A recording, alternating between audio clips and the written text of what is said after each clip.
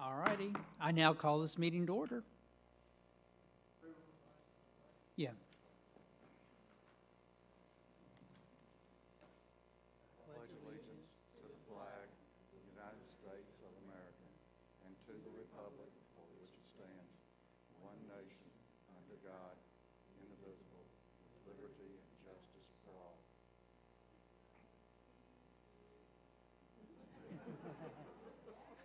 So fun story with that is we actually used to do the pledge and the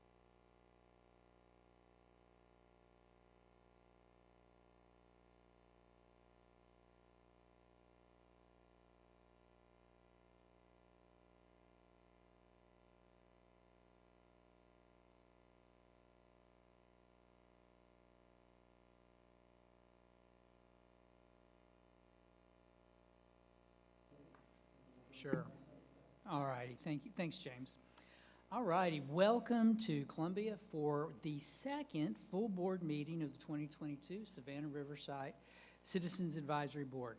Thank you, CAB member colleagues, for your service to our communities, the CAB and the DOE. I always tell you that, and I intend to because I really appreciate it. The work we're called to here is extraordinarily consequential. I appreciate your dedication to this effort and to the people who benefit from it and are protected by it. Thank you, representatives of DOE and other federal agencies, South Carolina DHEC, the Department of Health and Environmental Control, and SRS contractors. The CAB couldn't do its work without you and the vast store of knowledge you bring to our meetings. And thank you, James Tanner and CAB team, for the meeting you've arranged for us today and tomorrow. You go out of your way to help us and maximize our efforts. And in particular, I appreciate your patience with me as we prepare for and conduct our meetings and complete other duties like attending the EM Site-Specific Advisory Board, aka SSAB. I'm going to be referring to that in a minute, so I wanted to set you up for that. That meeting that we returned from recently in Kentucky. So speaking of that meeting, I'd like to take time to this afternoon to report to you about what we learned and saw. The SSAB meetings bring together the chairs and vice chairs along with pertinent DOE personnel and contractors to discuss what's going on in environmental management from the perspective of the CABs. These meetings happen twice a year. We met in Paducah, Kentucky about 2 weeks ago, and the next meeting is in Nevada in September. The meetings last a day and a half to 2 days and usually include a tour of the site that's hosting the meeting. Charles and I had the honor of representing you at this meeting. James, Delisa, and Amy also attended to talk with their counterparts, as well as help Charles and me with meeting issues as they arose. Charles is going to tell you about the site tour in a few minutes, but first I'd like to tell you about what we shared with the other chairs and vice chairs and DOE at the meeting, and a couple of points from the meeting that struck me. So you can see on this slide, this early in the meeting, there's a chair's round robin in which the chair identifies a few topics at her or his site, as well as some of the accomplishments. As you can see from the slide that we presented, I talked about the new initiative to accelerate the removal of spent nuclear fuel at El Basin, which we've heard a lot about, and I think we're going to hear about a little bit tomorrow. Progress at SWPF, Salt Waste Processing Facility, which provides the last crucial link in the liquid waste disposal system and is an ongoing issue of interest, and the deactivation and decommissioning, the D&D, of SRS facilities, another topic we're going to hear about tomorrow. For accomplishments, I was pleased to report that we're back to fully meeting in person. I believe we might be the only CAB able to do that. I also reported the replenishment of our membership roster to nearly full capacity, an increased capacity for outreach that the 2022 CAB has. Slide, please.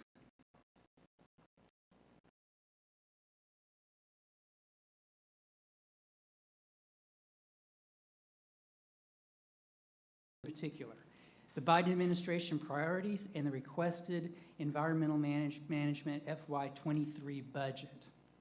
As indicated on this slide, one presenter talked about the Biden administration's priorities as they relate to DOE environmental management. If you want some idea about how they think about this, these priorities are being worked on in an, quote, emerging policies group.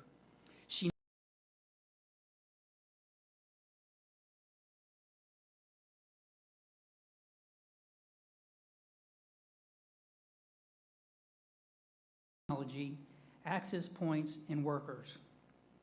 DOE is also addressing climate-related mission vulnerabilities and increasing site resilience, in trying to bolster the STEAM workforce pipeline, particularly through its Minority Serving Institutions Partnership Program. It's also attempting to address diversity, equity, inclusion, and accessibility through executive orders to expand opportunities for historically underrepresented groups in DOE acquisition and the workforce. 40 initiative in our meetings, and that was also an identified priority in this participation. While there were limited details, and we did ask about them, the presenter noted that the initiative is a government effort to deliver at least 40% of the overall benefits from certain federal investments to disadvantaged communities that are marginalized, underserved, and overburdened by pollution. And although tribal engagement is not an issue locally, it is at a number of sites. And DOE has an action plan to strengthen tribal consultation through updated DOE orders and policies on tribal interactions and other measures, including mentions in the STEM DOE Equity Action Plan and Justice 40 Initiative priorities. Next slide, please, ma'am. Thank you. A second presenter talked about the administration's budget request to Congress for EM for fiscal year 23. As you can see, the request for all EM is $7.6 billion. The dollar image gives you more details by mission category. The bold red numbers indicate the request for SRS, which is 1.7, as well as, and they also indicate the percentage of money allocated to each category. Now, you can compare the percentages, SRS to EM if you'd like to, if you're inclined, but I'm not sure that's terribly interesting since the missions as each side are quite different. And I suspect you'll pick that up from Charles when he talks about Paducah in a minute. More importantly, I think, is that the slide shows you what EM does. Shows you its 6 primary mission areas: dealing with spent nuclear material, with special nuclear material and spent nuclear fuel, dealing with radioactive tank waste, dealing with true and solid waste, deactivating and decommissioning facilities, dealing with soil and groundwater contamination, and then, of course, operating and maintaining sites.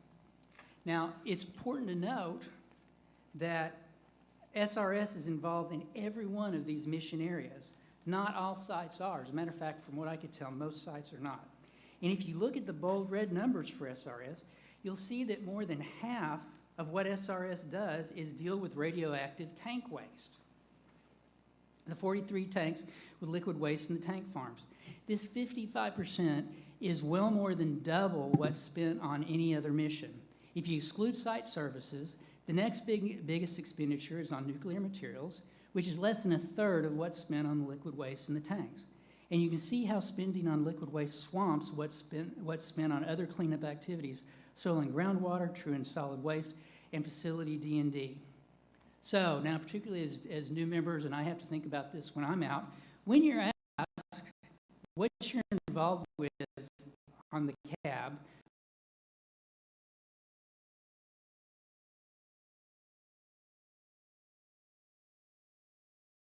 but it does a whole lot of radioactive.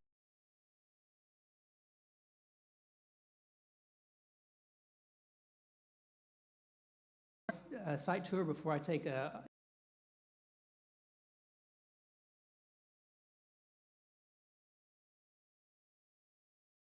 First to Greg.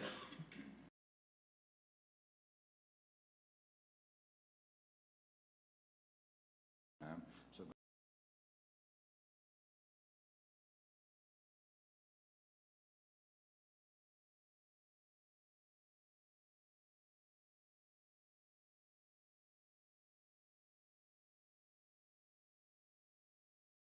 meeting in Kentucky.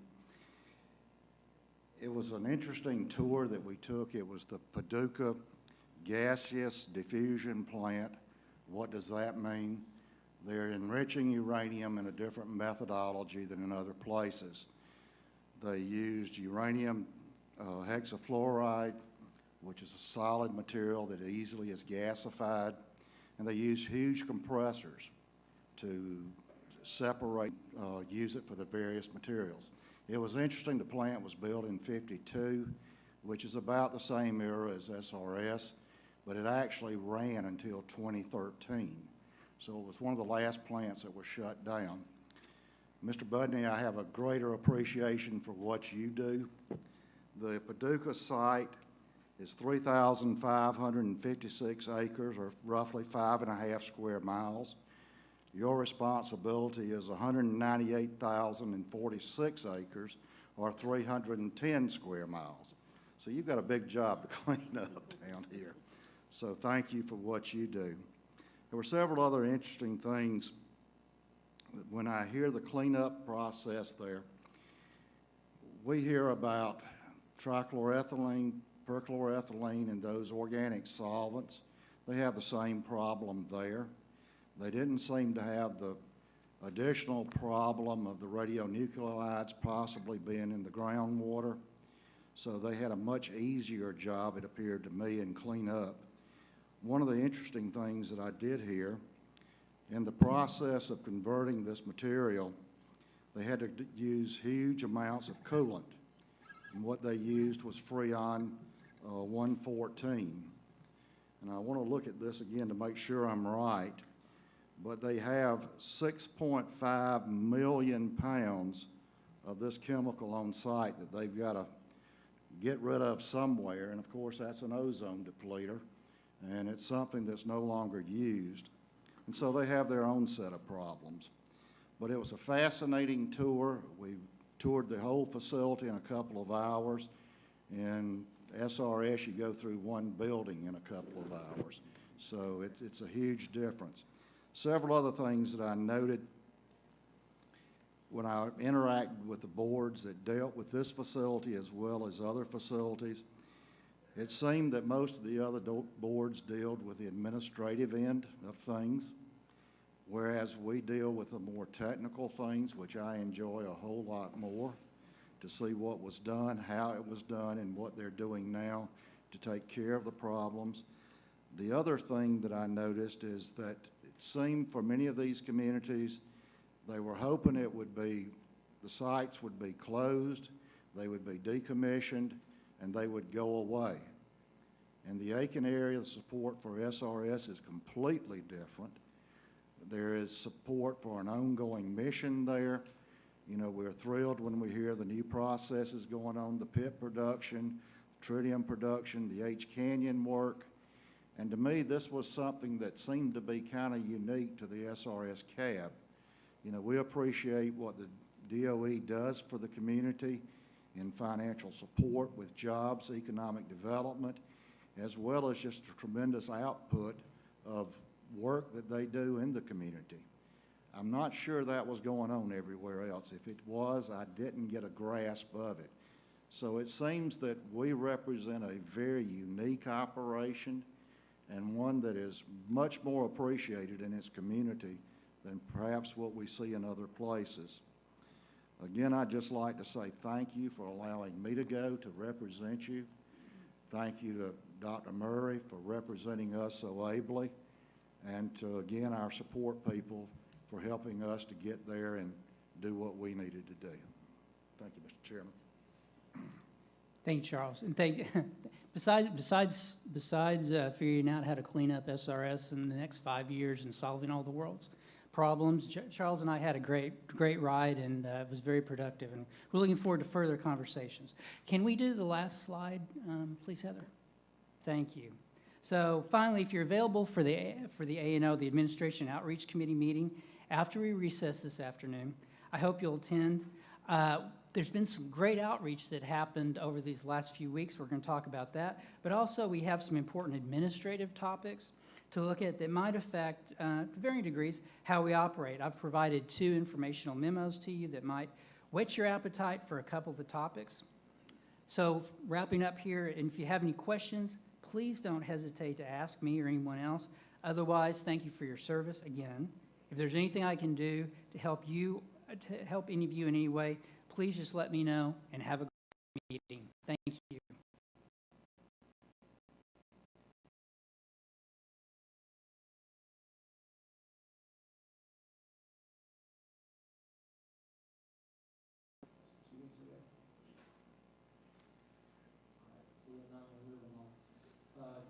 You'll So we've got a really interesting day today. We'll go through our agency updates.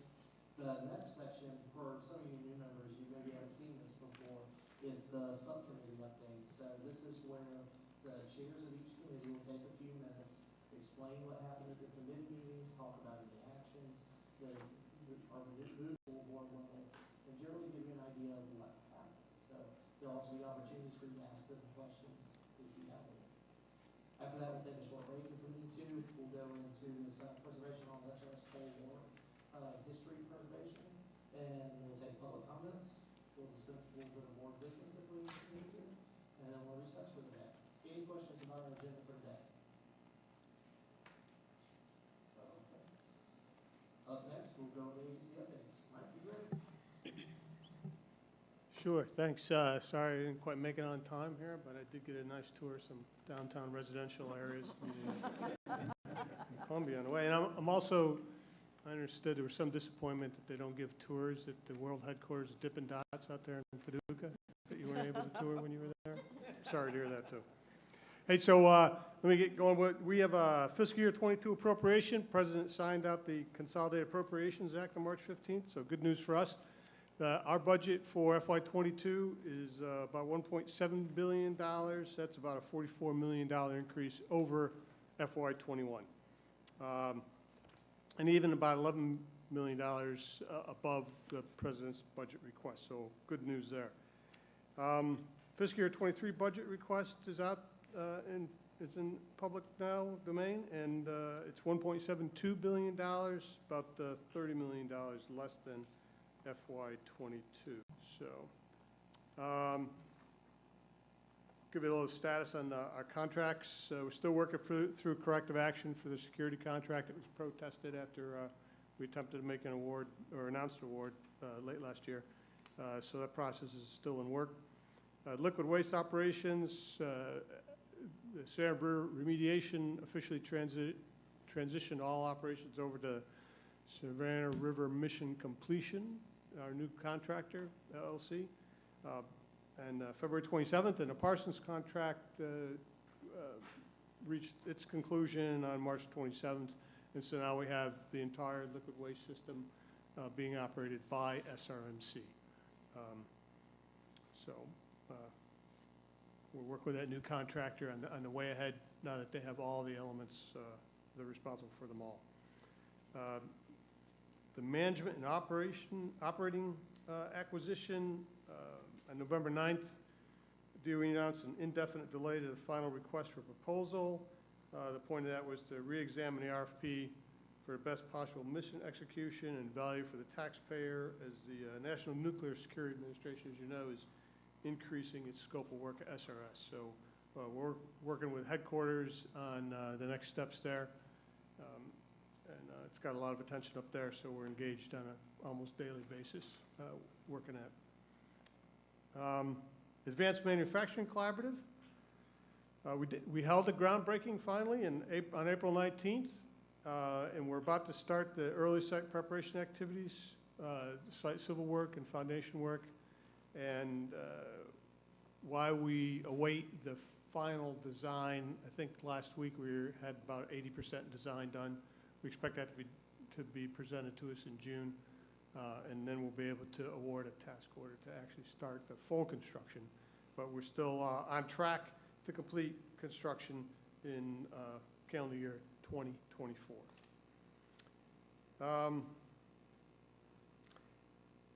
As I'm sure the CAB members know, we originally had on the agenda to talk about the amended record of decision for spent nuclear fuel management that was published in the Federal Register, and that was how we're going to manage the heavy metals, metric tons of heavy metals and spent nuclear fuel and target materials that we have in El Basin through the H Canyon. Unfortunately, we're going to have to hold off on that discussion. There's some higher level beyond DOE discussions going on. I really don't have any details on what the concern is at this point. I think the headquarters folks are getting together later in this week to discuss that. So we'll get that rescheduled as quickly as we can, so we'll give you an in-depth update on that ABD mission. In the meantime, L area continues to receive spent nuclear fuel shipments, both domestic and foreign. H. Canyon is completing a spring steam outage and plans to resume processing of the material test reactor and high flux isotope reactor fuels later this month. Carrier continues with 4-shift 24/7 plutonium downblend operations, and we're continuing our deactivation activities in building 235F. We hope to have that complete here in late calendar year 22. Deactivation means we remove most of the power and lights from the facility, and we're able to reduce the amount of surveillance and maintenance we do over there and save us some money while we prepare for the full D&D of 235F. We did wrap up the engineering evaluation, cost analysis, public review, and comment period earlier this month regarding 235F. And our next step in the regulatory process will be to issue an action memorandum to the regulators describing our preferred alternative. We'll be getting together with DHEC and the EPA on that so we can make the final decision on the way forward. I would note that the FY23 budget request does include funding to begin the D&D process of 235F, and that is earlier than we had, just last year thought we were going to be able to do it. So good support from the administration and the budget so we can get moving on the D&D of 235F. Over to transuranic waste shipments, we completed 6 legacy true waste shipments in fiscal year 21. In fiscal year 22, we've completed 7 legacy true waste shipments to date. And in April, we made the last of our True Pack 3 shipment, marking the completion of that portion of our legacy true waste at SRS. We had, our legacy true had a significant volume of large boxed waste that required a larger shipping container than the True Pack 2 boxes. So DOE built an NRC licensed True Pack 3 for larger waste containers, which we at SRS were the first to use. We've made about 240 of these shipments to WIP with the True Pack 3 until last month when we completed our final one. So that completes that portion of the legacy true waste mission. And by legacy true waste, we mean true waste that came from pre-cleanup operations. Okay, moving over to liquid waste. Overall, the liquid waste program is going well. All components are operating. We're processing salt waste through the salt waste processing facility. We do have an outage of a couple months planned for this summer. This will implement the glycolic acid flow sheet in the defense waste processing facility. It's going to replace the nitric acid that we've used to date. We're doing this to decrease the production of hydrogen during the processing of the radioactive waste. We've already implemented this flow sheet in the tank farms and SWPF, so this is the last step to get glycolic fully implemented. The bottom line is it will enable improved, increased volumetric rate through the entire system. So that's going to be a good achievement when the folks get it done this summer. But it will require the shutdown of the liquid waste system for a couple months here while they do that. I'm going to skip over to salt waste disposal units. Completion of, as of April, construction of the tank for SDU 8 is complete in terms of the concrete structure, not full construction. The concrete structure's up the walls, the ceiling, floors, and we're activities are underway to start the installation of the tank liner. And then, of course, there's the balance of plant material that goes on top of the structure. That to be done. SDU 9 is making great progress. The floor is completely in. 16 of 25 walls and 136 of 208 columns are completed as of this date. And SDU 10 through 12 site preparation contract has been awarded, and field activities will commence this month. In the tank farms, we have 15 different tanks with high-level waste in various preparation states to support SWPF, DWPF operations. So a lot of activity over there in the tank farms to make sure we can produce the feed that SWPF will require. Moving over to soil and water cleanup, we've done our second use of drones to perform 5-year remedy reviews with the regulators, inspected 15 closed operable units with EPA and DHEC, and those were visual inspections of the geosynthetic cover systems and solidification stabilization remedies via high-definition drone video obtained from aerial flyovers. As I said, it's the second successful inspection done that way, and I believe all the parties were pleased with the high-definition video footage that we were able to obtain using those drones. Now on to really important news. The 2020 SRS Ultimate Turkey Hunt was completed. April 30th for wounded warriors and mobility impaired hunters. 15 hunters from 5 states participated.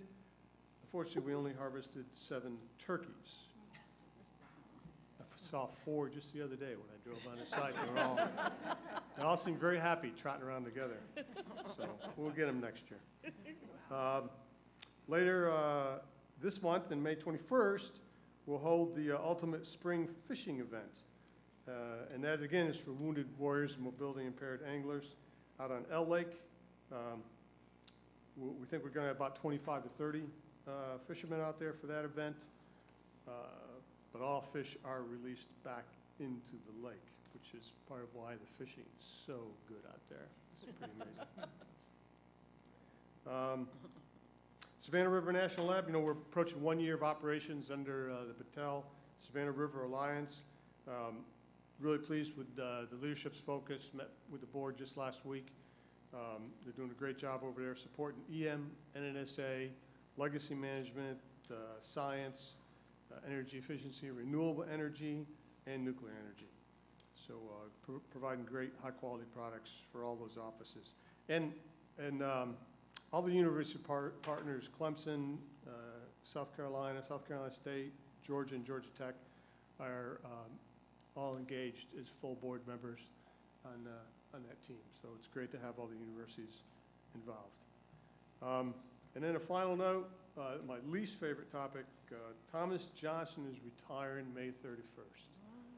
Huge loss for us. The guy has been I don't know what I would have done without that guy here to train me up for the last 4 years, and now we've got to find somebody and they're not going to fill his shoes because he's just incredible. Knows the site forwards and backwards, and has been tremendous help. So we wish our best for Thomas in the future. Subject to your questions, that's my overview. Well, Greg, let's start with you. Sure. Thanks, Mike. Right, before I start, I want to say thanks to Thomas Johnson for coming and talking with us at the CAB over all these years, sharing your vast knowledge. We really appreciate and wish you the best in your retirement. So thank you very much and good luck. So Mike, I'm very, very disappointed about this ABD issue and it being removed from our agenda at the last minute, the Accelerated Basin D inventory at L Basin. I mean, this thing has been published in the Federal Register for over a month. I even mentioned it in my introduction to the CAB, and all of a sudden, it seemed like at the last minute, this is being pulled. It's been very well received. I've got a DOE document that talks about it, and now all of a sudden, it's disappeared. We're excited about it. It was going to have a big positive impact. It looked like. What happened? What happened that this is being pulled all of a sudden? And is this something that we should be concerned about in terms of not only how we operate, but the ability of this program to go forward? Well, I would tell you I wouldn't be too concerned at this point. I'm not terribly concerned. I don't really know what the particular issue is. It's the note I saw was that there was an IPC meeting to discuss uranium policy, but that is the beginning and the end of what I know.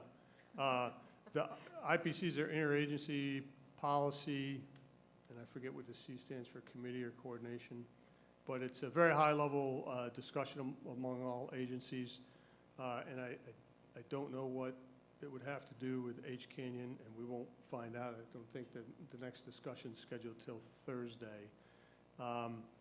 But these things happen sometimes, you know, that they got one group working one issue and another group's working something else, and suddenly we get crossed up. So unfortunately, I just can't provide you a better explanation than that. In the meantime, nothing's changed about what we're doing in the canyon. Nothing's changed about what the directions we've given the contractor. We have written guidance to execute, and so we continue going down that road unless something else comes out of this. But I don't know anything will or will not at this point. Okay, so you all are proceeding as if this is going forward as planned, and you're just not briefing us on it today, or tomorrow, I guess that's the plan, that's the idea? Yeah, because really, certainly for this next year, we still, even if we are under the old AROD, we still have authority to go, and have to, downblend, not downblend, we have to dissolve and disposition the spent nuclear fuel that's in L Basin. And so we'll continue down that road. Okay, I hope as the CAB, we don't have disruptions to our agenda like this in the future. So thank you. Any other questions for Mike? Charles?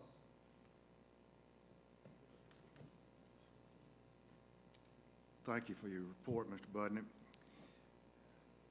You were mentioning the glycolic acid conversion process that you're going through now, and you also mentioned that there was going to be an improved volumetric waste flow. I'm assuming that's through the whole process from H Canyon all the way until it's glassified. When we talked about the salt waste processing facility, we had gone from 9 million gallons originally to 4 million, and the last reports I heard on production, it was substantially lower this year. When this process is done, and I understand that takes time and it's going to shut the plant down doing it, what is the actual flow level that we hope to go back up to in salt waste processing? Well, I hope Bill's going to correct me if I say something wrong here, but we still are targeting to get up to 6 million gallons a year right now. That's our current target. Now, it's a multi-step process, and I'll let Bill explain how glycolic helps us, but that reduction in hydrogen gives us more margin of safety so that we can eventually increase the volumetric rate. But Bill, if you got anything else. Yeah, and good afternoon. My name is Bill Clark. I'm the Deputy Assistant Manager for Waste Disposition. The glycolic outage, what that allows us to do is bull off more water in the Defense Waste Processing Facility. And the water comes from the salt waste processing facility. So we can take more waste from SWPF. We can bull off the water without generating hydrogen by using the glycolic acid flow sheet rather than formic acid. And so we can increase the amount of waste that DWPF can incorporate into the canisters and also the rate at which they can produce the canisters. So that's how the glycolic flow sheet will assist the overall mission by allowing us to take more waste from SWPF as it's processed and put it into the canisters in DWPF. Yeah, so to put it doesn't change SWPF. It enables DWPF to keep up with SWPF. So we get all those elements working synchronously. Okay, I misunderstood the process. The glycolic is strictly in the glass production building. Yes. To get rid of hydrogen or keep you from, which is a good thing. Yes. Then back to my original question with salt waste processing, if we eventually get to 6, that's substantial. That's a third less than, I thought we were going to 9 million there. And it seems like we got a 33% drop here. No, perhaps I wasn't clear. 6 is kind of the near-term objective, but eventually we want to get to 9. Okay. But we brought on a new contractor under the Integrated Mission Completion Contract, which is an end-state contract. Part of that contract request for proposal required that they bring innovation to this process. Also, under end-state contract models, we are to get together with the regulators, the contractor, and ourselves, the DOE, and consider all the options that are in front of us for how we get the job done as quickly and safely as possible. And so we're starting that process. The new contractor, now that they have the whole system under their purview, are bringing forward new ideas that we then have to bring to DHEC and to EPA and have a discussion with them and see what all the parties think about the other ideas and which way we ought to go. But they do all end up with getting to 9 million gallons a year. Do you, I haven't misconstrued that, have I? Absolutely correct. It's just a question of what's the sequence at this point, and I don't really want to say any more than that because, we don't have agreement with DHEC or EPA yet. We're just brainstorming how we go about this, and so we need to get together with them and sort through what's going to work for everybody. do we have an estimate of how much we'll actually run through salt waste this year? Last year it was 2 million, I think maybe 2.2 million. 2.2 was for last year, you're correct. So far this year, we've run about 770,000 gallons. The facility is in an outage right now, and so we'll be down for a couple of months, but we're gonna come back up. And this calendar year, probably on the order of 4 million. But the new contractor has been challenged to get to 6 million. So, we're gonna see what we can do and, and continue to build off of that, with the changes that they're going to make, to the way the facility operates to improve its efficiency. Okay, if I just understood, you said you're hoping for 4 million this fiscal year. Calendar year. Oh, okay, what about fiscal year? I think that's what we were comparing. The 2.2 was fiscal, or was it calendar? I don't know. No, it was the first full year of operation. It was a January to January. Okay, so calendar year. So you're hoping calendar year you're going to be at 4? Yes. Sounds a lot better than the numbers I'd heard earlier. Yeah, Thank you. the system when running is operating at a pretty good rate, but of course we got to do these outages and that takes away time. And we did have some downtime earlier in the year when we were working through some technical issues as during the transition. So that's what limits us, not so much the system's operability. Thank you. Yeah, sorry. Mike, I wanted to make sure and be clear. I don't blame you for any of this disruption to the agenda, and I don't blame anybody here in this room, and I just wanted to be clear about that. I'm just glad y'all are proceeding as if this is on schedule, and we look forward to seeing progress made on it, because I think it's an important program for this area. Thank you. Yeah, no problem, but you know my job is to take the blame, so that's what I'm here for.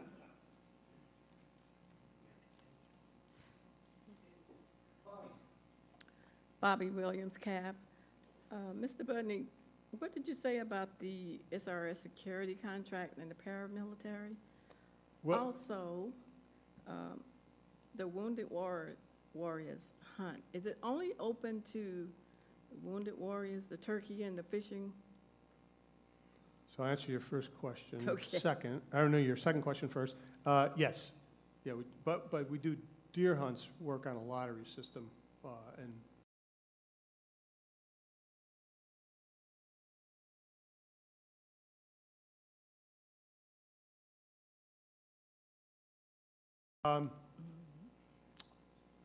so the security contract was, an award announcement was made last fall. There was a protest by one of the offerers, and the department elected to take corrective action. So there's a team that was put together by the department to work on that corrective action, and they have a schedule that they're adhering to. They're staying right on that schedule to get the resolution and make an award here. And who But was the security awarded to? Who was the security contract awarded to? That's an acronym that I don't have off the top of my head. We'll get back to you on that. I'll have to find out who that was exactly. Yeah. And what's the paramilitary going to do at Savannah Riverside? So we have a force of about 650 folks there.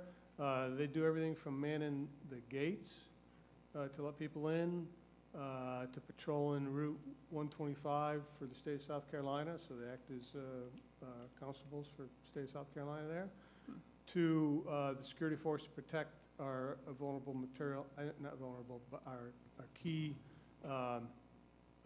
nuclear material that's on the site, to keep it safe and secure. So, yeah. So formerly that was done by Centera, so, They are still doing it. They've been extended. Their contract is extended until we get this final award made. okay. And you did say the turkey hunts and the fishing is only for wounded warriors. That's right, yeah. Okay, thank you. Thanks, Bobby. Any other questions from around the table for Mike? I got one more, I'm sorry. All right, let's go. You said the D&D is 235F or F&H Laboratory? 235F. Okay. Right. So when is it going to start for F&H Laboratory? What are we going to do with that building? When we get more appropriations. Okay, all right, thank you. And when I say we're starting the D&D, we're really starting the engineering. This is, it does take a good deal of engineering to figure out how to do this work. But first, we got to get agreement, the final agreement with the state and EPA on how that D&D is going to be done. So we'll be working towards that shortly. And then we'll do the engineering, be able to do the engineering. When we get that, if the fiscal year 23 appropriation comes out in accordance with the request, then we'll be able to start on engineering next year to do that. All right. Any other questions from around the table? Seeing none. John, you ready for EPA? Hello, John Richards with Region 4 Atlanta. I'm the FFA, Federal Facility Agreement Project Manager for EPA, all of Savannah work. And in fact, the next CAB meeting, I think I'm on schedule to do a talk I give often, and Rob Pope before me, on our role, EPA's role with CERCLA with SRS. So I know that'll be, some of you have heard that a couple times, but especially important for any of the new ones here that may not know exactly how our role is with Savannah River, especially for CERCLA. And speaking of CERCLA, and I will echo the tank closure agreements that's been under suspension for 3+ years now. Susan and I are anxious, our teams are anxious to get with DOE and their contractors to get those new closure plans and agreements in place, hopefully sooner than later.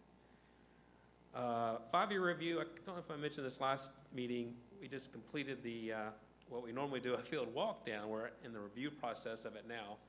Some of you may or may not know that there's so many 5-year reviews that usually means completed projects.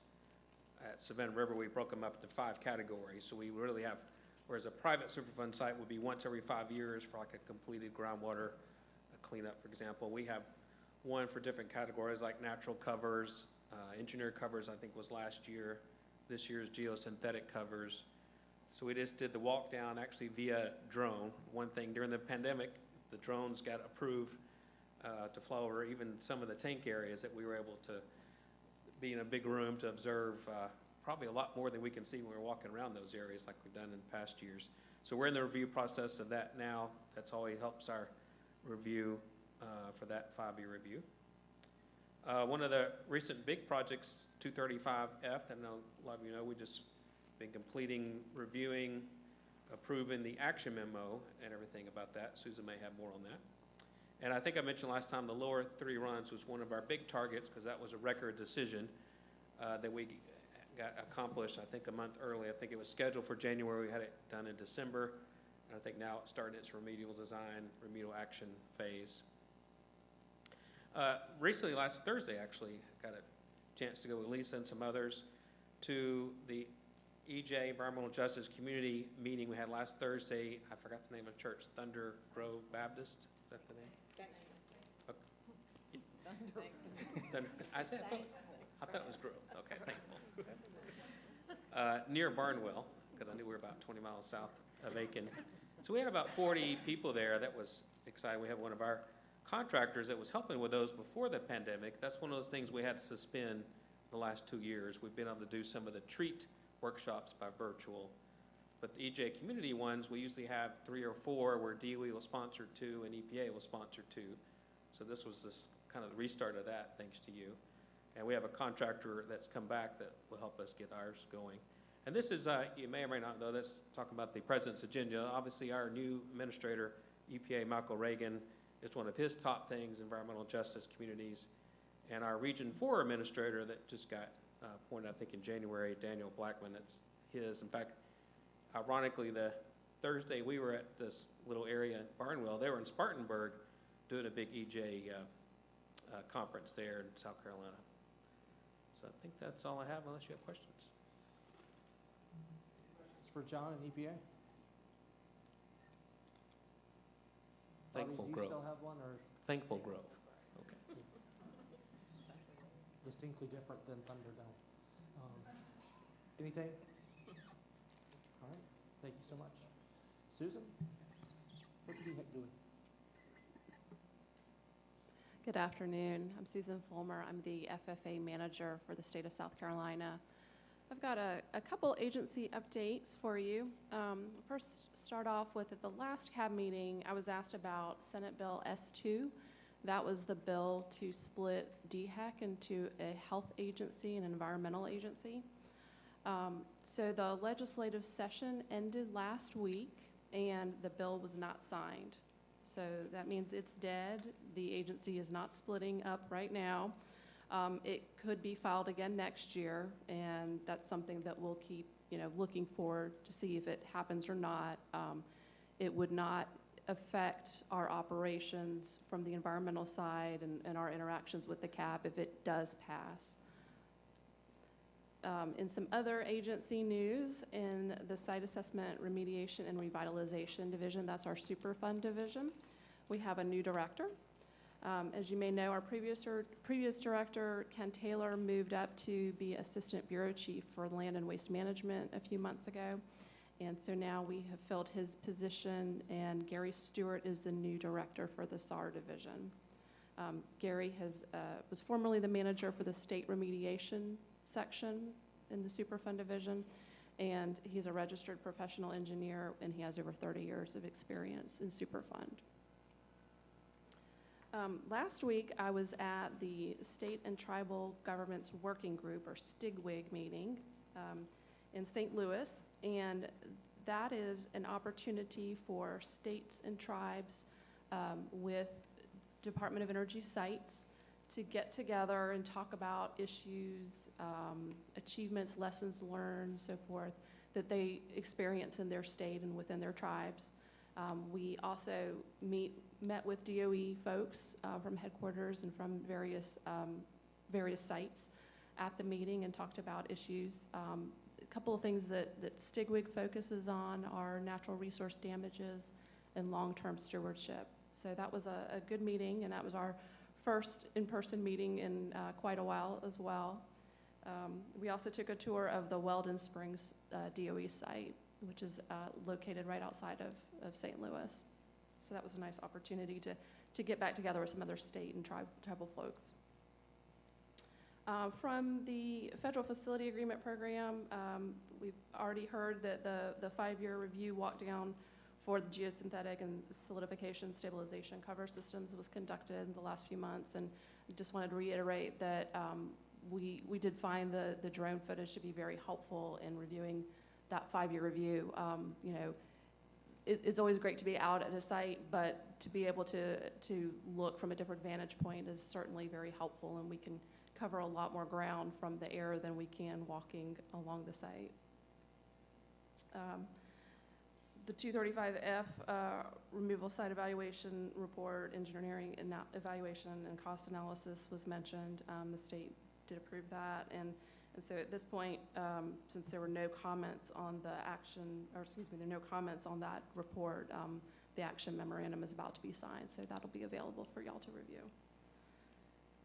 And then finally, I just wanted to mention that our core team, that's DOE, EPA, and DHEC met to talk about potential proposed remedial actions and regulatory strategy for the remaining ash units and coal-fired units on the Savannah River site. So we've just kind of, is a continuation of our discussions of how we want to handle those units, but we're looking forward to some additional discussions next week on the F area ash landfill.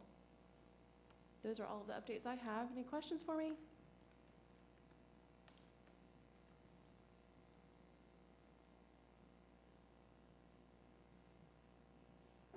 None? Okay. Thank you. Mike? To get back to your question, the original award for the security contract was to SRS Critical Infrastructure Security, which is an LLC of K2 Solutions, Spectratech, Securitas, CIS, and some others. And I'm not sure that was helpful, but that's the information. All right. We ready to move on? So like I said, this next section is going to be subcommittee updates. This is where the chairs will be talking about what happened at their committee meetings last month, and we'll get a chance to ask them any questions to see if we have any updates. Now, Bobby, I've got you first on the agenda. I know that your committee hasn't met since the last full board meeting, but you have had some activities going on recently. I thought you might want to take a minute and let everybody know a little bit about what's been happening. Good afternoon, everyone. Bobby Williams, CAB. Last Saturday, we had the opportunity to attend the DIG, which is Dreams, Imagination, and Gifts event in Williston, South Carolina. It was phenomenal.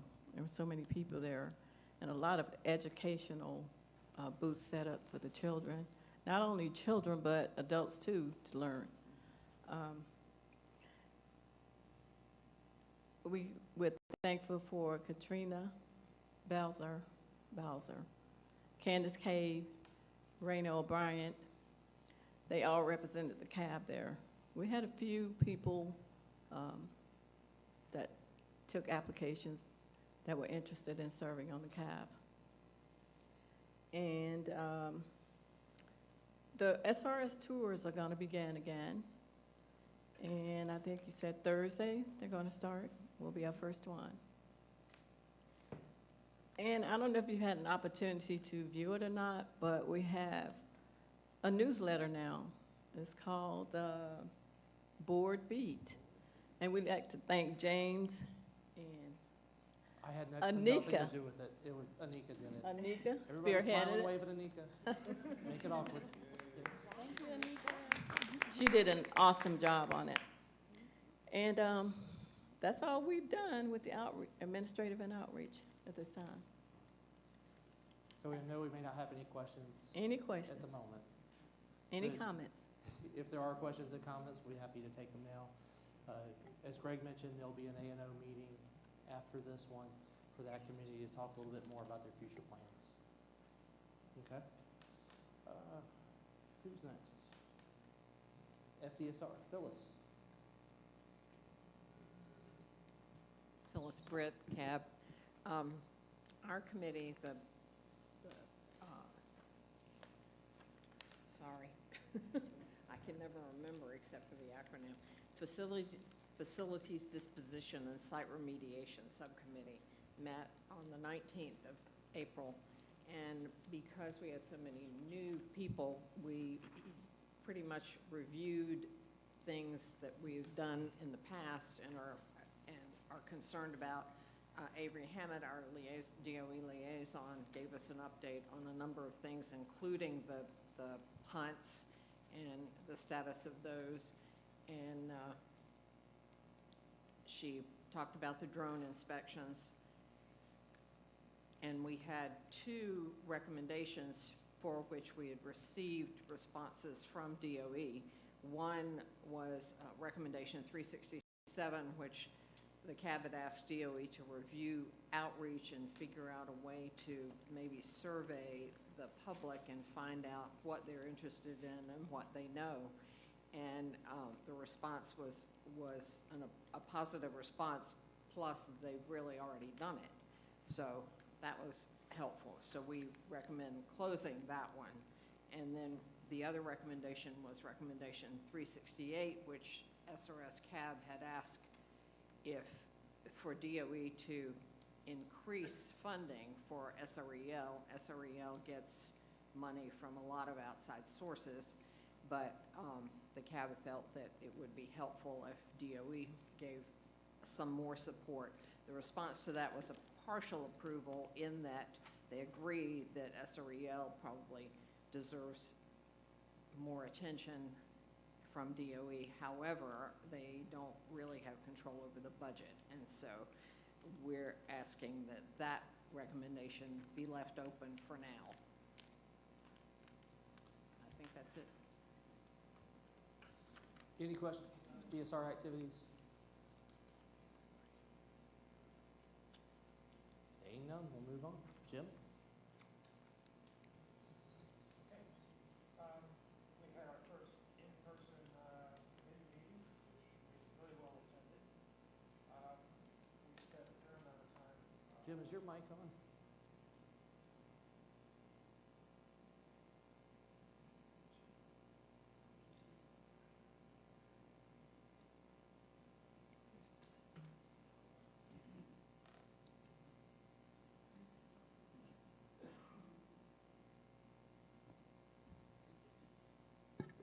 We're going to steal this one.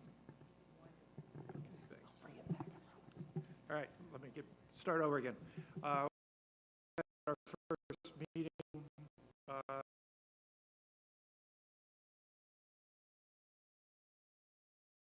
started out mainly with the ABD area or ABD program, finding out exactly what was involved, et cetera.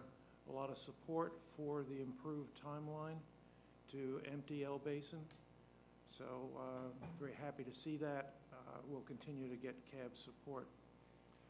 We also have an open recommendation that deals with the processing of plutonium, basically asking to accelerate it. That recommendation rejected, and we had quite a discussion about what was the problem.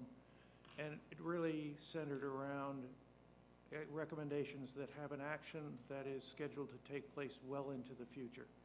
How do we follow up on that? How do we understand it's going to happen? What's the system? So we tabled the recommendation. We will be continuing to work on a resolution of, let's say, long lead actions coming out of recommendations. And that was pretty much it.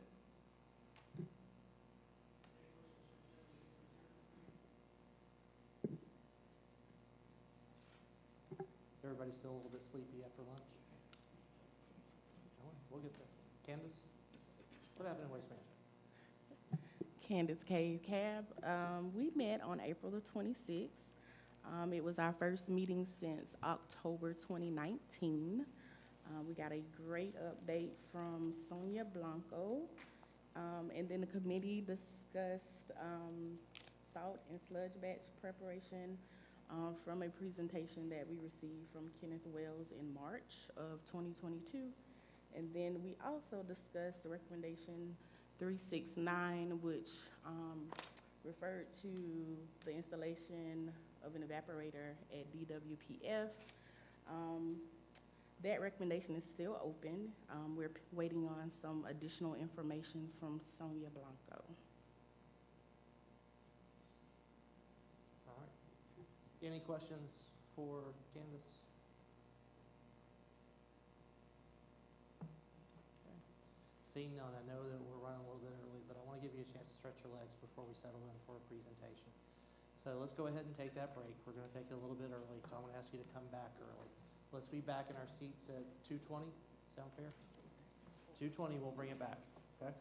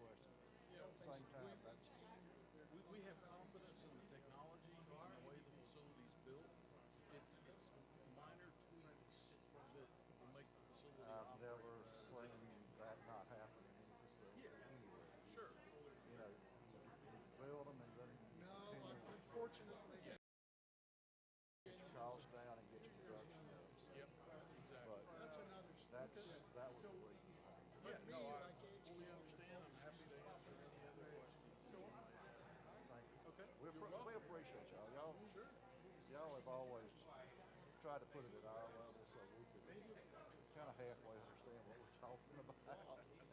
My problem is I'm fascinated. I wish y'all start up the whole place. I wish y'all had reactors out there making electricity. I'm one of those guys. I've been there when we actually operated reactors. I came to the site in 1986. Well, We didn't make electricity, but we made. You made what you needed to make. Yeah, But exactly. I'm one of those fools that took a week of vacation and flew to Hanford just to go through a tour. This is pre-CAB. Whatever their share of. That's my fascination with the site. That's an interesting place out there. Yeah, it is. But, you know, I just went to first chairs meeting. You know, it was fascinating to me. It seemed like everybody was just interested in tearing these facilities down and everybody being done here. I know there's opposition to anything nuclear, but at the same time, there's strong support for continued operation of ongoing missions out there. Like I say, I think it's an ideal place to work about 5 commercial power.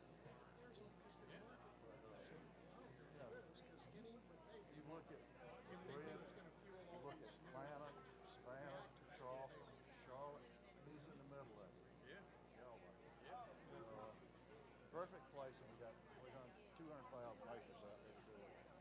And you got the Savannah River right next to it. I'm surprised you didn't. But I think we're going to rely on windmills instead. At least 2 more years. Well, that's $83.76 to fill my truck up. That's all I can think. And we got facilities shut down. Thank you. You're very welcome. The lifespan or whatever, if it starts up and operates, so they want to get that going, that's where they're any, is my guess. So, I mean, what else can it be? It's like maybe they're thinking what happens when where's new income is.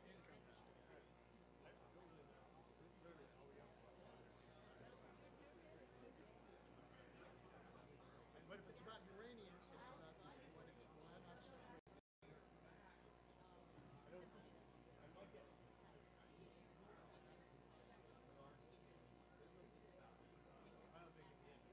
Well, another point maybe is nuclear fuel services. Do they want to do the downwind? Who pays for it? I don't know. I don't know who pays for it. That could be a part of the formula.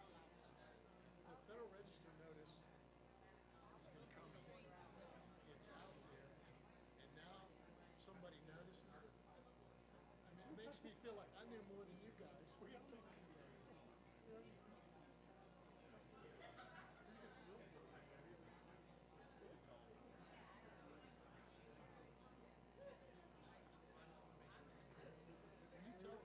if you come up with $1 billion, we'll do that. I haven't seen 100 million. Give us 200 million. I mean, that's what it could be. If they stretch this out for years. I was a little bit surprised when I read that. Because the second day's agenda is out, and I'm rolling off the old one.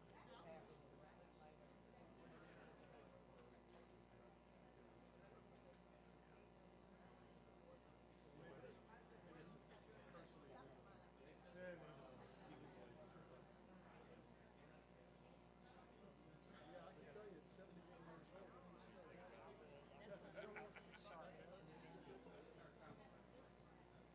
All right.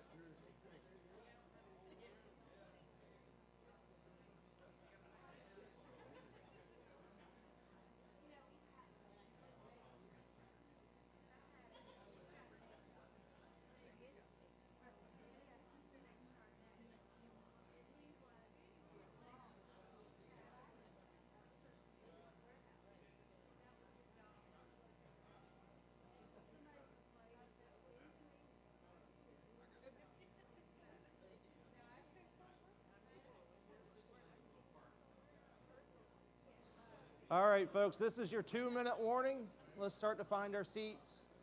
wrap up our conversations, and get ready to move on with today. 2 minutes. Half of you heard me. 2 minutes, everybody.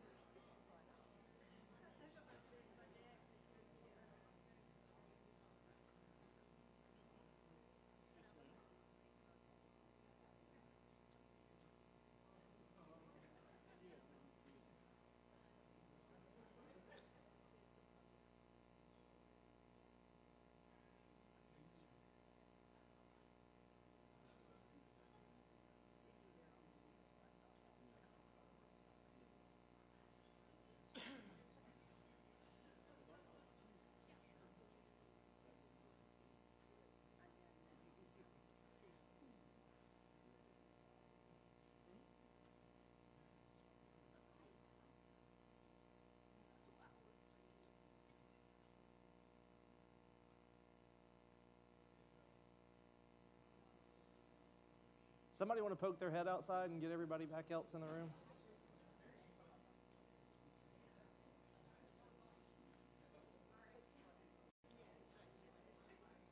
Let's find our seats. Let's get started.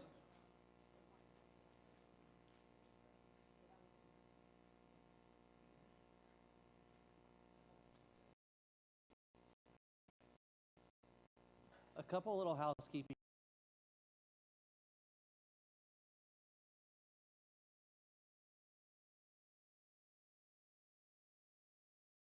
Meeting starts, and maybe even move your car over the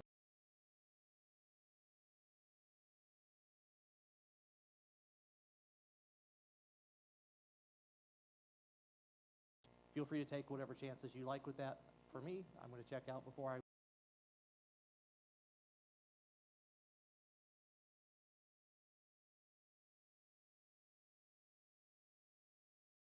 idea earlier this morning, and he came to me with it just before the meeting started.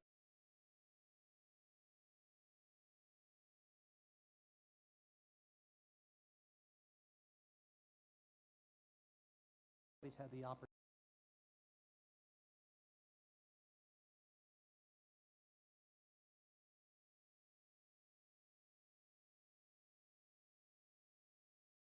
When we come back in, if you feel like sticking around, we'll go through the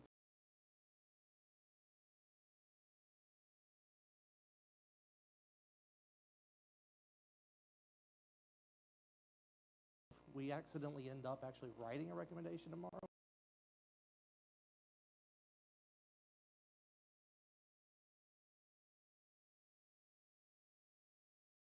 For lunch after the last presentation, we'll come back in and we'll just take our time working through how our recommendation.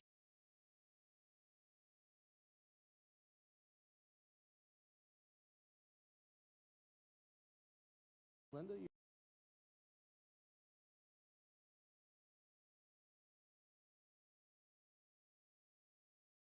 Good afternoon. My name is Savannah Riverside Cold War Historic Preservation Program. I'm here today with Linda. Linda, you want to introduce yourself?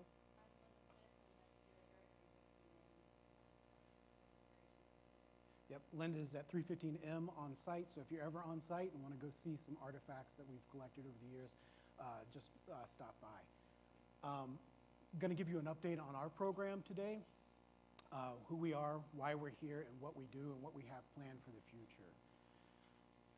The National Historic Preservation Act, which was signed in 1966, we operate under two sections, Section 106 and Section 110.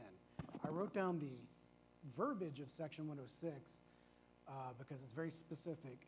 It requires federal agencies to take account of the effects of the undertakings on historic properties.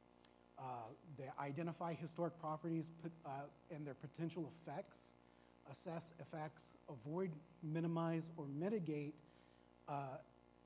adverse effects. And then Section 110 is basically requires federal agencies to do an inventory of all of their historic properties. One of the aspects of the National Historic Preservation Act is a 50-year time limit, or time age of the building. So after 50 years, it can be assessed and be considered historic. Our program starts right around the end of the Cold War.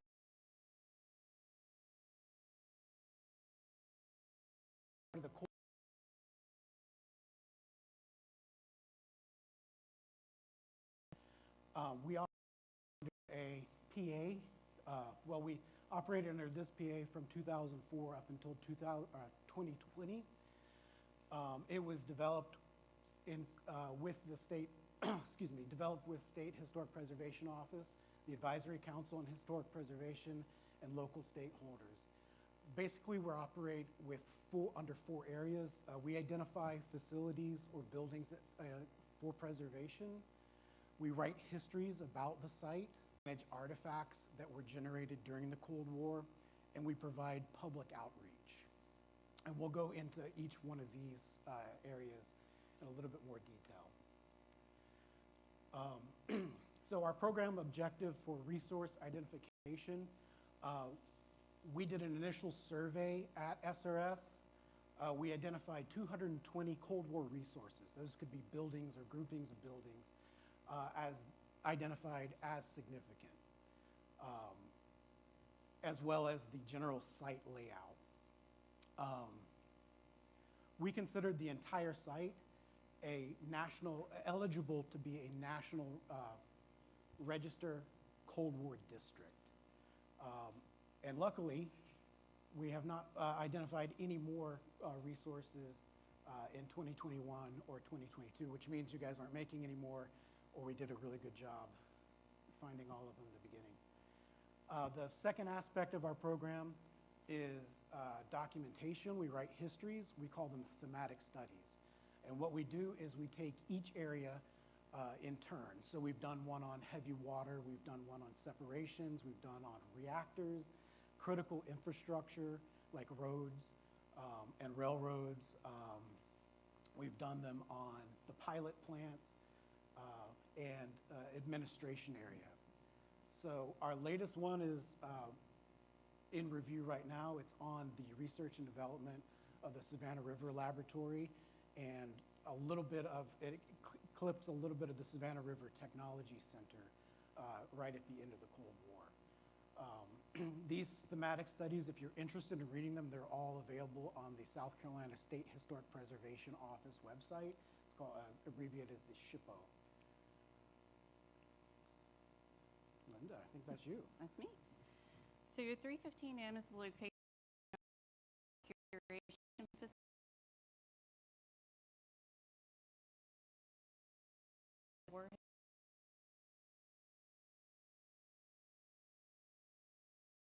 Documents through, though remote work did affect both of those collecting. For example, in 2021, we accepted 82 new artifacts into the collection, and so far this year, we've collected 97 artifacts. One goal of the program continues to be our digitization of the historic negative collection, with over 95,000 images scanned to date. As well, conservation is an important goal of the curation objective. When we sent a 1950 oversized site selection map and an early 1950s 777M balsa wood model to Carolina Conservation to be conserved and repaired. And both of those artifacts will be on display at the Savannah River Site Museum in an exhibit this fall.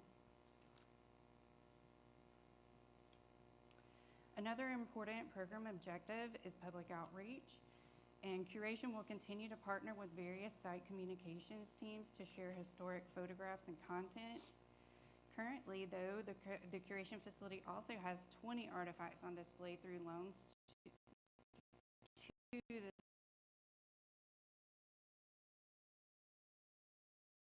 at 315M has participated in 2 Savannah River Archaeology Research Program videos. The series by George Wingard, entitled Life of an Artifact, features 2 of our artifacts, a set of vault doors currently on display, and a collection of lunchroom napkins with various safety slogans. You can see those at the bottom right here. And if there's time or interest, technology cooperates, we can play those in. We also organize and participate in 4 heritage tourism meetings per year for the preservation community within the central Savannah River area. I think this is you. Oh, okay. Thank you, Lynn. So our program objectives for 2020 through 2022 are to ensure DOE is in compliance with the National Historic Preservation Act in terms of DOE's current undertakings, maintain up-to-date training in safety and security so we can make sure that mission happens, maintain historic preservation advisory team meetings on a quarterly basis, and maintain cultural resources management plan. The cultural resources management plan, also known as a CREMP, is kind of our guidebook that we use on how we approach cultural resources management at SRS. Just a quick, the advisory team meetings, that's a group of stakeholders that meets once a quarter so we can discuss our program and where we're going. In 2015, in preparation for Cultural Resources Management Plan update, DOE advised the PA stakeholders that they wish to return C area to the SRS decommissioning schedule. C area was identified in 2004 as a potential historic district that could be used as for either public outreach or preservation. The 2004 PA relied heavily on using C area in that aspect. Because it's going back on the decommissioning schedule, we had to reconsider our 2004 and renegotiate, which led to our PA of 2020. You see here the signatories that we have in our new PA that was signed in 2020. We have signatories, invited parties, and then invited parties that declined to participate. I'll let you guys read that for a second.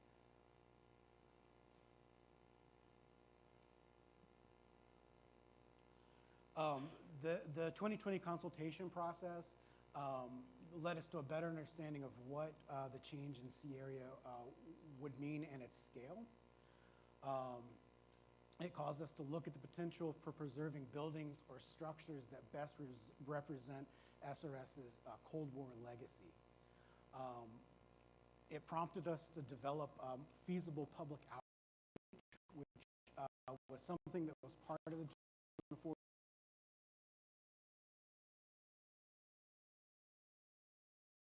and explored opportunities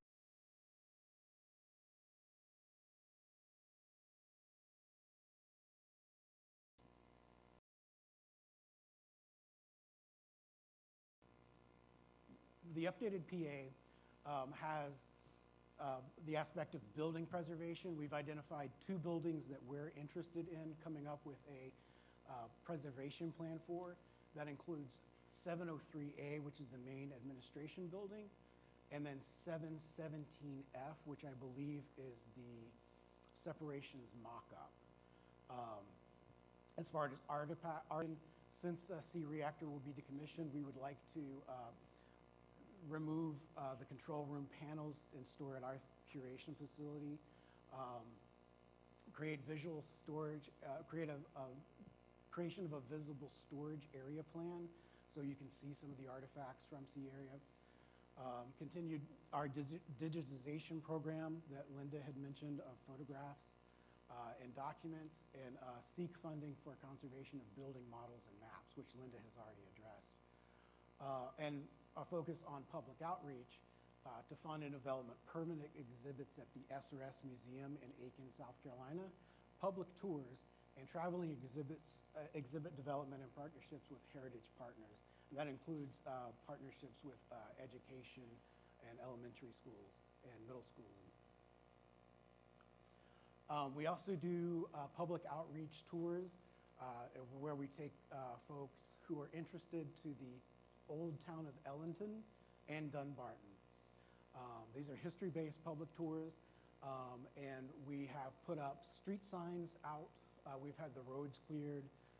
We've put up interpretive panels, included original photographs and histories of the areas that are always on display out on the site. So I don't particularly have the schedule of when these, but we've obviously not had them since COVID, but these are planned on starting up sometime soon. We also have worked on museum exhibits. This is one that we completed in 2019 called 6,000 Stories. It talks about the people who were displaced by the building of the Savannah River site. It's about 6,000 people who lived, worked, and owned property in the area. There are also an additional 6,000 graves at cemeteries that were also moved off-site to surrounding cemeteries. So we created a database that's searchable so people can find interments that were moved. They can search for their family members and see where they're at. This is a permanent exhibit, and we use lots of oral histories, artifacts from the area, and personally, I think it turned out really well. So if you're ever in Aiken, and if you've never been to the Savannah Riverside Museum, I would suggest you guys take a visit there. We're also going to have We're also going to have another exhibit opening in this fall on tritium and the process.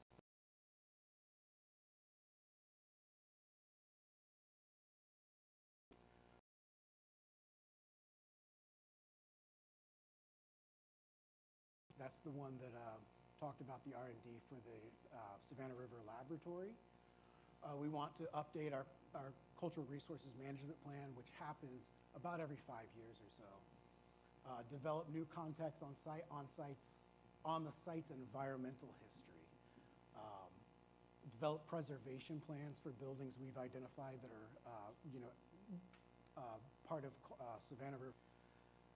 We would like to host and improve our history-based tours on site, broaden heritage tourism participation, assist SRS Heritage Foundation with museum development, which we have a very good relationship now with the SRS Heritage Foundation, and provide assistance to DOE to meeting compliance requirements in accordance with the updated PA, and complete update on our Cultural Resources Management Plan.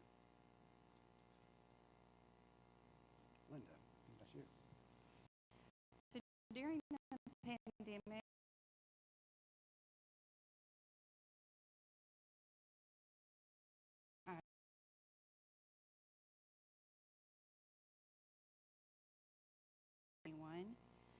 Evelyn Berry moved from the curation facility over to the SRS Museum to serve as the education specialist, and Kelly Brown joined the curation team as the director of the Savannah Riverside Museum. So we've been keeping busy at the curation facility. In January of this year, we began a complete artifact inventory, the first in a decade, along with a comprehensive database update. In the early years of collecting bulk one record in the database, and while it was a great time-saving idea, as the collection has grown, it's now made finding an accurate object count or identifying holes in our collection very difficult. So in order to increase the efficacy of the database software, we are now transitioning these bulk entries into separate records. In March of this year, we received an upgrade to our shelving in the document room at the curation facility, and we were very excited. I know you're probably thinking, these three photos show before, during, and after. The document room is now equipped with high-density space-saver shelving. The unit includes 2 stationary and 6 mobile carriages.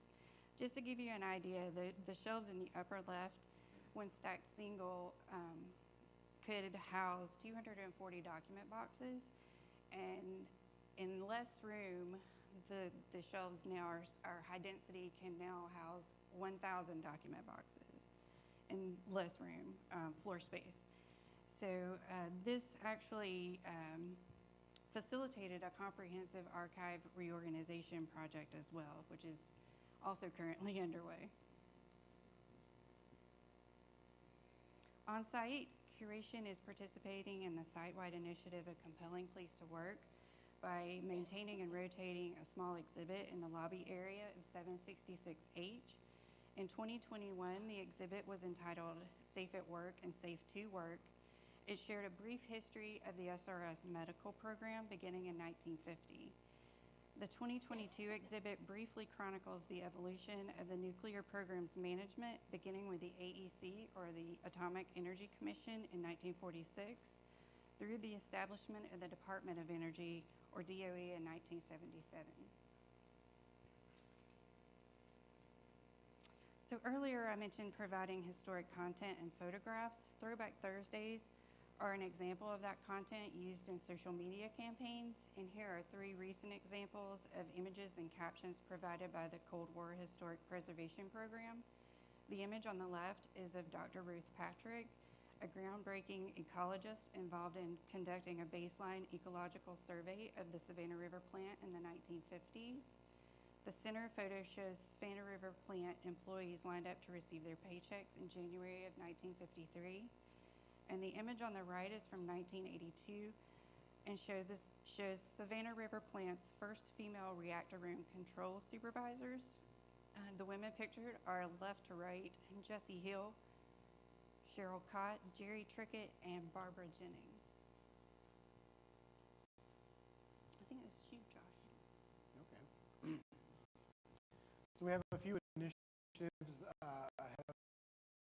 We want to, like I mentioned before, there are 2 buildings that we think tell a story about SRS. One is 703A, the administration's building, and 717F mock-up, the mock-up cell. We also want to touch on safety and security. Artifacts that are considered particularly interesting to us are the C reactor control room, and of course the digitization of the SRS photographic and film collections.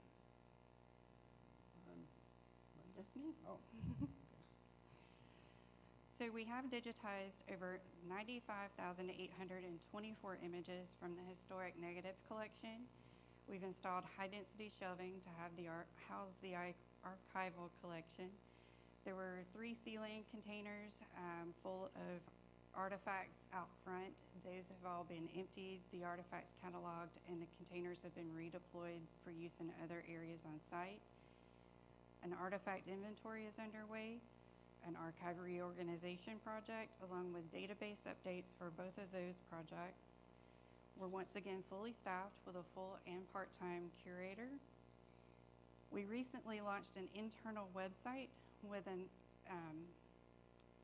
that's gone live on the SRS Insight page with over 2,500 site visits in the first 4 days of being live. And currently we're having our HVAC units updated, and these upgrades will give us more control over our temperature and relative humidity in our storage spaces. So for our next steps include completing these projects. We've started the artifact inventory, the archive reorganization project, and database updates. But also with regards to the model conservation, we have an extensive collection of models, and we're going to begin addressing those with preventive conservation efforts, condition assessments, condition reports, and storage strategies. We'll continue to support SRS and SRNS with historic content. We plan to develop a publicly accessible website similar to the one now available internally on Insight. We'll continue our digitization and film preservation projects. Later this year, we plan to reestablish an on-site facility tour schedule, and we'll continue to provide support to the SRS Museum and SRS Heritage Foundation. So here's a sneak peek of the Savannah River Site Museum's new exhibit. This is an artist rendition entitled Defense, Deterrence, and Discovery. This exhibit is currently in development and has an anticipated opening date of fall 2022. This new permanent exhibit will illustrate the tritium mission at Savannah River Site, beginning in the Cold War through present day, and it's been made possible through funding from the NNSC.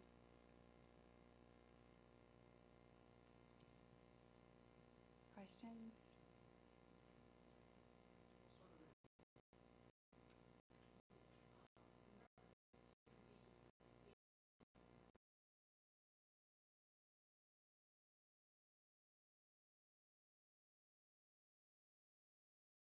Saturday, we're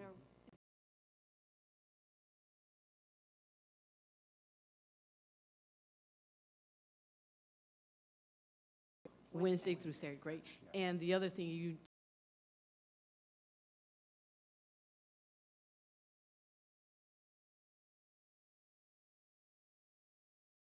tour, as I've taken the other shoe twice.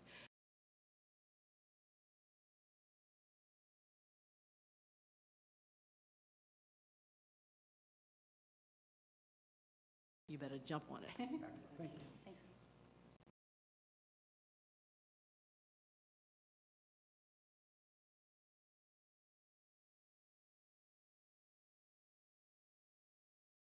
By the way, James, are we going to be able to? We'll get it for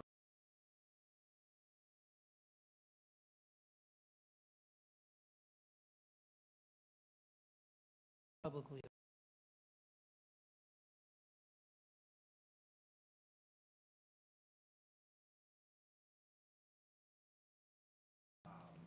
the SHPO's website for South Carolina.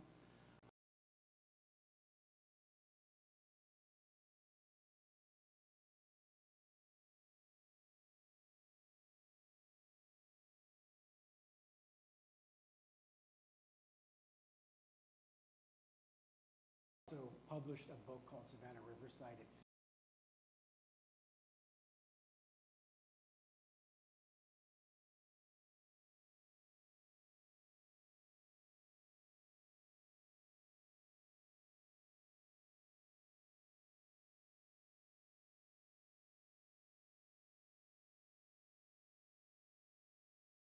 You have is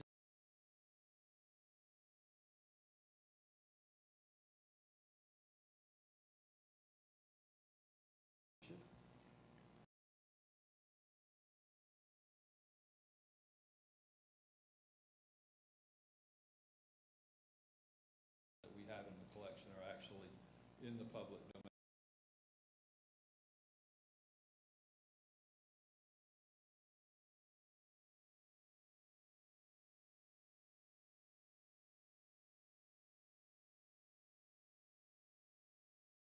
That through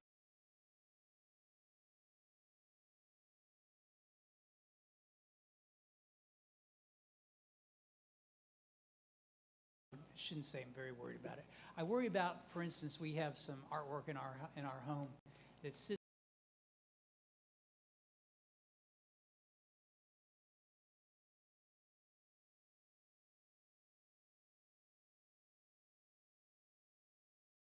point at which if something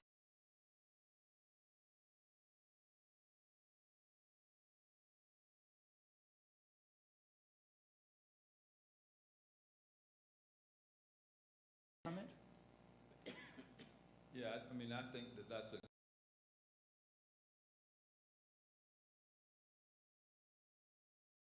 just introduced where we were, our focus was on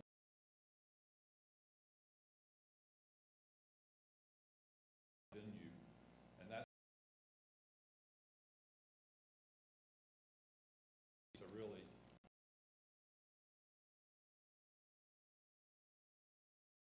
say is the primary vehicle.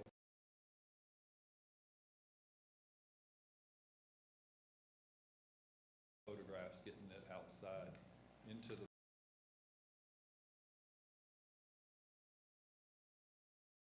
What whole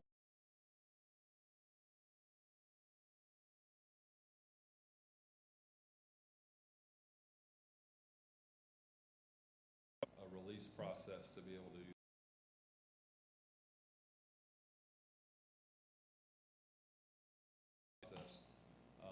We are setting up to be able to do.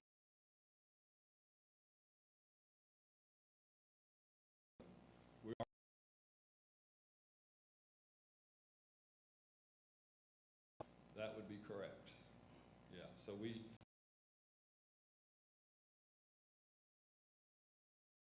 Artifacts and we.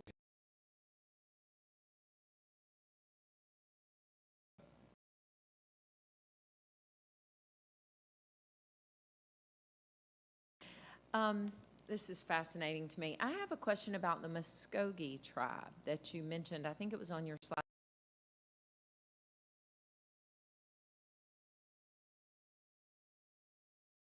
To have in this process.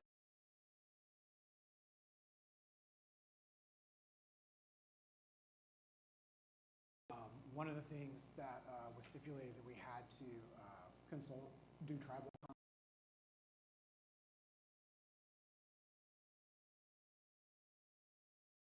would, particularly for our program, you know, we're specifically focused on Cold War.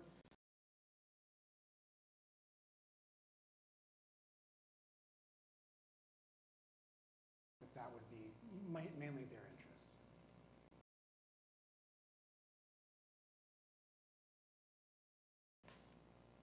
Candace. Can you clarify, so is the Ellington tour the same as the historic tour, or are those two separate things? Yes, those are the historic tours. Okay. Okay. Bobby. Bobby Williams, CAB. So 703A is on the list for preservation. So one time it was on the list for D&D. So it's never going to be. Andy, do you want to handle that? Phoning a friend. Yeah, let me clarify that. So 703A is a historically eligible, a commitment to do a preservation plan, but that doesn't necessarily mean that it will be preserved. Actually are starting into some dialogue about that, some alternate plans for that building potentially, but nothing concrete at this point. But on the horizon is to do a preservation plan and look at options. Did you have an office in that building, Bobby? Yes, I worked in that building for 25 years in the basement. We were And the what only would you people like in to see there. done with that building? Never tear that building down. Yes. Anything else, folks? Going once, going twice? Thank you both so much. Thank you.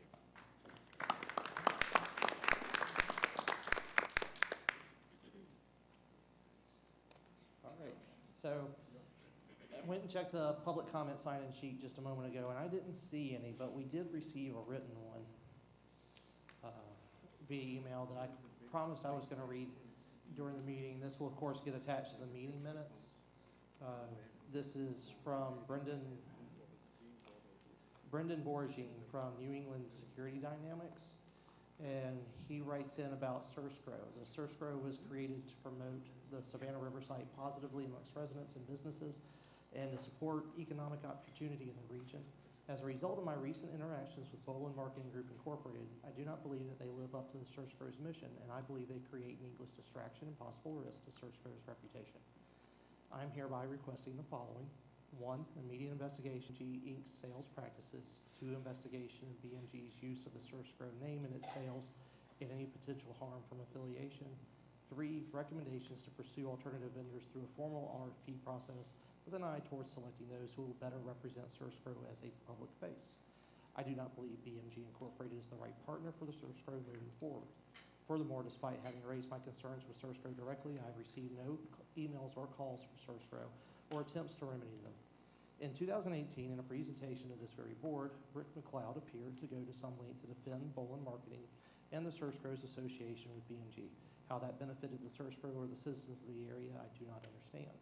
Continuing any business relationship with BMG is a tacit approval of their sales practices, something I would think the search crew would neither support nor promote. I am hoping my schedule will allow me to attend CAB in person in May, but if I'm unable, I'd be happy to join by phone or video to provide further commentary. Thank you for your consideration, Brendan Borgi. Thank you for your public comment.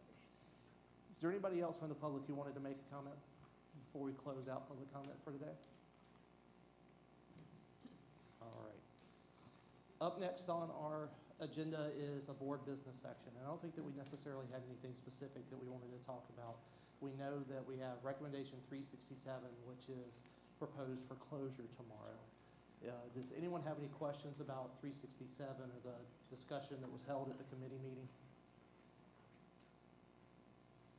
Anything else that we need to talk about in order to be successful this afternoon? I want to give you a chance to get it out now before I recommend to Greg we recess. Nothing?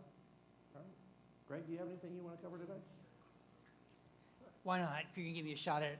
I was going to say, first of all, thank you, everybody, for your attention today.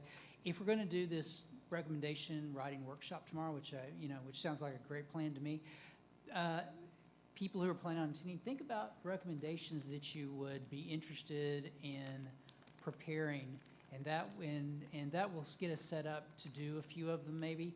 My thought on this, and again, there's not been much discussion yet on how exactly to do this, but even if we come up with some draft recommendations that in the end don't make a lot of sense, it just gives us an opportunity to work through the process so you can see how other people have done it. And that might, in and of itself, be very helpful. So again, if you have some ideas for recommendations, think about them a little bit tonight, and then tomorrow we can give it a shot and try to draft some things. Thank you. Thanks. And again, that's going to be open to all who want to participate. Feel free to hang back. Anybody has 2 cents that they want to add to it, please feel free to stick around. Any other questions, comments, concerns before we move on? Greg, you want to recess us? Thank you for a good meeting. We are recessed for today. A&O, and what time is A&O starting? Let's give it about 20 minutes. Give folks a chance to stretch their legs. And 3:15. It is. It'll be upstairs. In, what was that? Is it the same room? Spires. Spires, in the Spires room up the top of the stairs. Thank you all. I'll see you tomorrow. Thanks, everyone.